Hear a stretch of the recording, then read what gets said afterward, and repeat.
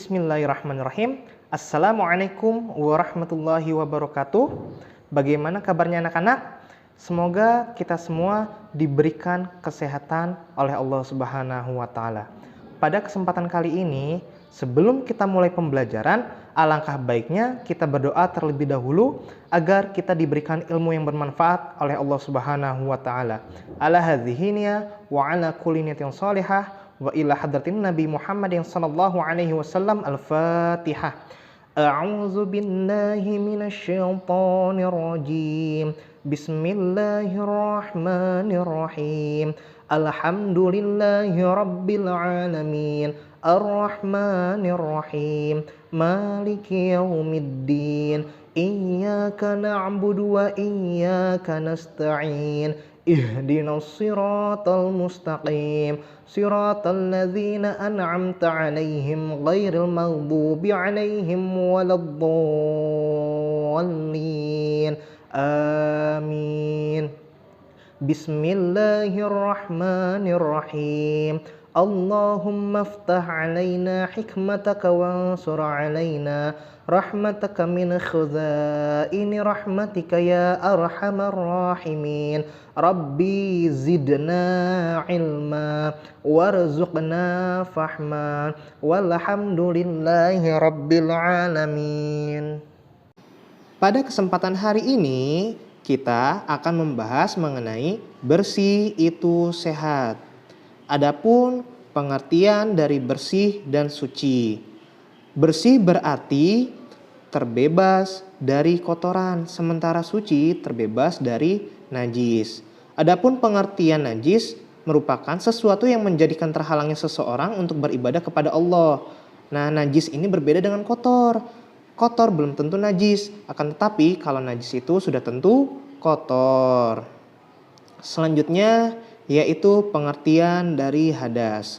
Keadaan badan yang tidak suci atau kotor dan dapat dihilangkan dengan cara berwudu, mandi wajib, dan tayamum.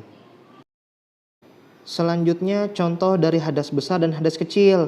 Hadas besar seperti mimpi basah bagi laki-laki dan haid bagi perempuan. Cara menyucikannya dengan cara mandi wajib. Sementara hadas kecil yaitu buang air seni, tinja, dan buang angin. Cara menyucikannya bagaimana? Dengan cara dicuci dengan air bersih lalu berwudu. Selanjutnya yaitu perbedaan hadas dan najis. Hadas terjadinya sesuatu yang mengharuskan seseorang bersuci atau membersihkan dirinya sehingga sah untuk melaksanakan ibadah. Sementara najis, segala kotoran yang menjijikkan dan mengharuskan untuk disucikan ketika akan melaksanakan suatu ibadah. Nah, hadas ini juga dimulai dengan niat, akan tetapi najis tidak perlu diawali atau dimulai dengan niat. Orang yang berhadas tidak boleh memegang Al-Quran. Dan najis, cara menyucikannya dengan cara membuang atau membersihkan benda najis dari tempatnya. Selanjutnya yaitu macam-macam najis. Ada najis ringan atau mukhafafah. Misalnya terkena kencing anak bayi yang belum makan dan minum selain air susu ibu. Dan terkena bulu kucing. Adapun cara menyucikannya dengan air bersih. Kalau kita terkena kencing anak bayi yang belum makan dan minum selain ASI. Sementara terkena bulu kucing itu hanya dikibas-kibaskan saja agar bulunya tidak menempel pada tubuh kita atau pakaian kita. Yang kedua adalah najis sedang atau mutawasito, yaitu terkena air kencing, darah, nanah, tinja, dan kotoran hewan, serta bangkai binatang. Cara menyucikannya bagaimana? Dengan cara dibersihkan dengan air bersih, lalu menggunakan sabun agar tidak tercium baunya dan tidak terlihat warnanya. Yang ketiga, najis berat atau mughalazoh, disebabkan oleh air liur anjing dan babi. Cara menyucikannya bagaimana? Dengan cara menggunakan tanah dan air. Sebanyak berapa kali? Sebanyak 7 kali. Selanjutnya yaitu pengertian wudu. Wudu adalah membasuh anggota badan tertentu dengan air suci menyucikan dengan tujuan menghilangkan hadas kecil. Nah, air suci menyucikan apa aja? Air sumur, air laut, air sungai, air hujan, dan lain-lainnya. Selanjutnya yaitu rukun-rukun wudhu.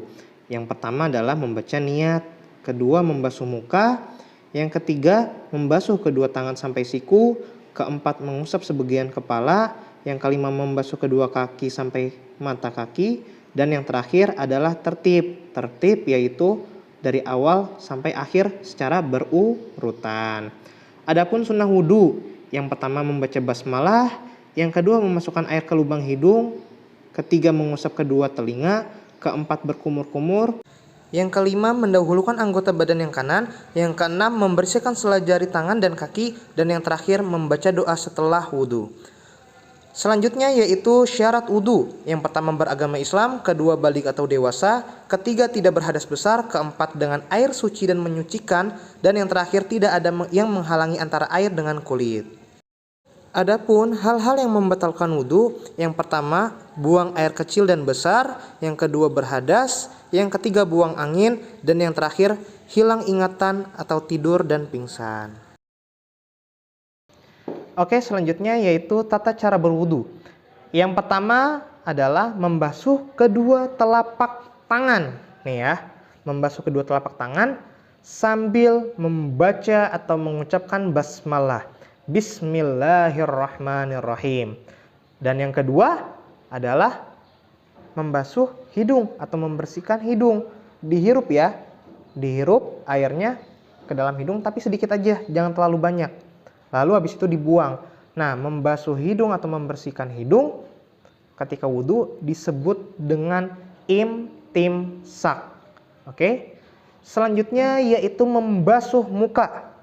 Membasuh muka, nih batasannya muka ini ada jendulannya nih di telinga kita sampai sini ya, area muka kita ya.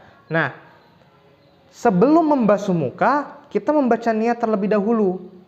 Nawaitul wudu'a li rafil hadasil asghari fardalillahi ta'ala.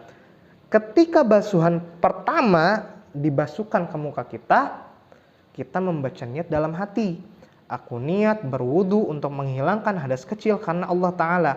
Kepanjangan Pak Arif, ya udah. Yang simpel, yang pendek, aku niat berwudu karena Allah Ta'ala. Dah. Membasuh muka sebanyak 3 kali ya, niatnya hanya sekali. Selanjutnya apa? Membasuh kedua tangan. Nih, sampai siku. Dari atas dulu. Sudah. Sampai siku. Lewat dari siku boleh apa enggak? Boleh. Oke. Udah, gantian. Kiri kurang lebih seperti ini. Dan dilakukan sebanyak berapa kali? 3 kali. Selanjutnya yaitu membasuh kepala atau rambut. Nah, kalau yang laki-laki itu diginiin ya. Kita ngambil air, giniin. Dibasuh rambut kita, kepala kita. Bagi yang perempuan cukup bagian ininya saja. Ya. Selanjutnya yaitu membasuh telinga atau membersihkan telinga, area telinga nih luarnya ya, dibersihkan sebanyak 3 kali. Dan yang terakhir adalah membasuh telapak kaki. Membasuh kaki sampai 3 kali.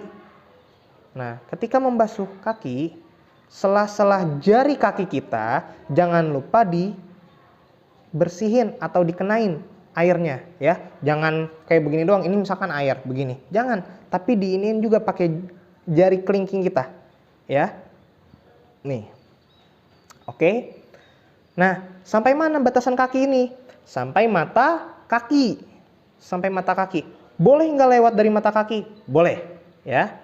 Nah, jangan lupa, ini keseringan orang suka lupa, tumitnya suka tidak terkena air.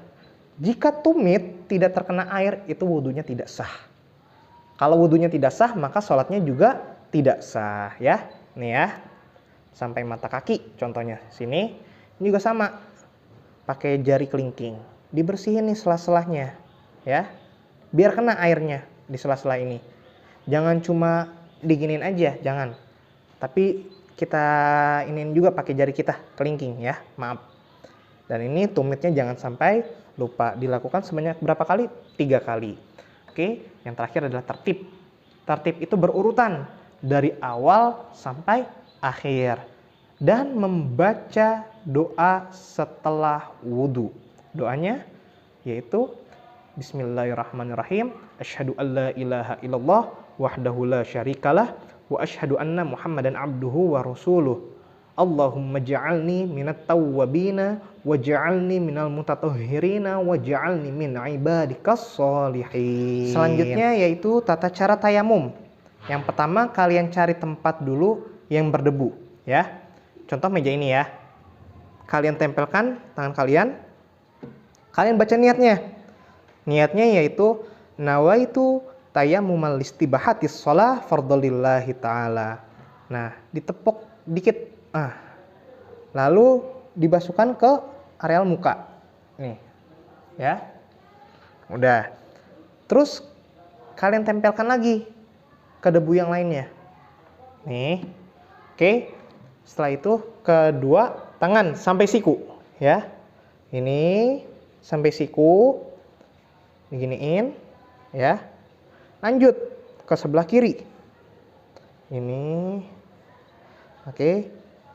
Nah, setelah bertayamum, kalian membaca doa setelah tayamum.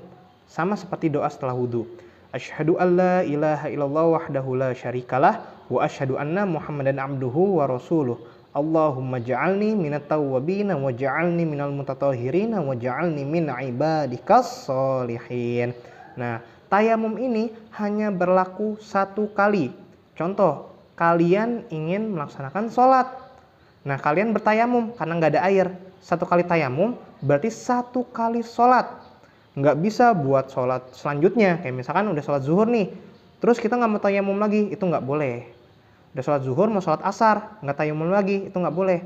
Misalkan kita tayamum di zuhur, ya udah cukup di zuhur tayamumnya. Nah, nanti kalau misalkan mau ke asar, kita harus tayamum lagi, gitu. Jadi nggak bisa 2 kali dipakai ini tayamumnya. Oke, paham ya? Demikian yang bisa saya sampaikan. Marilah kita tutup dengan kafaratul majlis. Subhanakallahumma wa bihamdika asyhadu an la ilaha illa anta astaghfiruka wa atubu ilaik. Wassallallahu ala sayyidina Muhammadin nabiyil ummi wa ala alihi wasallam. Walhamdulillahi rabbil alamin. Wallahu alam bisawab. Kurang lebihnya mohon maaf. Assalamualaikum warahmatullahi wabarakatuh.